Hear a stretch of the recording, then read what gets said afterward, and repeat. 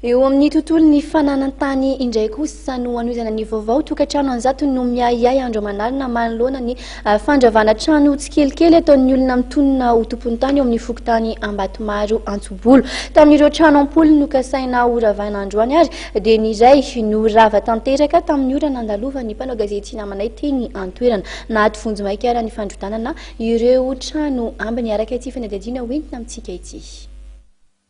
Tokatrano ampolony nokasain'ny olona mitonona ho tompon'ny tany ao Ambatomaro Antsobolo no ravaina tamin'ity androany ity ary tamin'ny 4 maraina ny tonga teny toerana ny vady tany nanatanteraka izany. Raha ny fanazavana dia tamin'ny zoma tamin'ny 9:30 ny tonga teny toerana. Nanatitra ny taratasy fampahafantarana manome fehim-potoana 8 ialany ireo tompon'ny trano amin'ny tany. Manoloana io trano io, nidina teny toerana ny filohan'ny voameramisana ny fananantany eo anivon'ny CST izay nanao ny fanilanilanana. Vokany natsahatra vonjy maika ny fandrotanana trano mba hisiany ny fitoniana. Ny olana zany dia zao hoe marina fa hoe tapitra ny tetezamita fa nisy ny fanadihadiana amin'ny resaka ady-tany toy ny vofilakevitra ambony tetezamita. Samy nalala fa reny trano rehetrarehetra be dia be teto reny dia efa mampolo taona ny olona mipetraka tao, misy volon'olona sy ny sisa.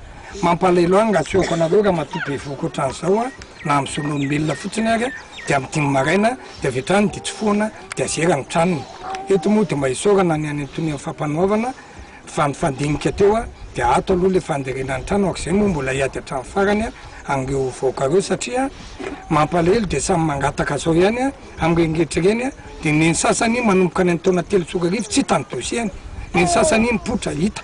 Ka za zany mbola miantso amin'ny malagasy rehetra indrindra le milaza ny tompon'ny tony tony dia mbola milaza hoe antsika malagasy mila mifanantona fa tsy fotoana ny eksetra tsony zao fa fotoana fijerena angariny. Mitotaly 20 hektara eo ny velaran'ity tany ity izay mampifanolana Tokatrano an-jatony amin'ny olona iray mitonona ho tompon'ny tany. Efa tamin'ny taona 577 no nanajarin'ny tany ary nanorina trano fonenana ireo Tokatrano an-jatony ity toerana ireo izay efa nikarakara ny antotan-taratasy rehetra nentina nametrahana fangatahana prescription acquisitive. Ny taona 3 sy 4 dia efa nisy ny fitsirehana natao saingy tamin'ny taona io ihany dia nanjavona teo anivony foibe ny fananantany ny antotan-taratasin'izy ireo ary olon-kafo izay tsy mbola hita ny mponina nanajarin'ny tany akory no misoratra amin'ny tany ankehitriny. Voalazan'ireo mponina fa misy mpanera miara-miasa amin'ny olona mitonona ho tompon'ny tany io. Amin'ity toerana ity zany dia misy ny mpanera tany io manam-pontanana saim-bahoaka mitady amin'ny tombotsoa hoan'ny tenan'ireo dia samba sambany alainy anarana tsirairay izay ny olona izay manana trano itikatra noho izany malahelo mihitsy izay nipetrahany mpanera itikatra. Atao hoe toerana rano hosotrony aiza dia tena ampijaliana izay rehefa taon'ity ary tsy nomeny rano tapahany mihitsy ny rano hatramin'izao.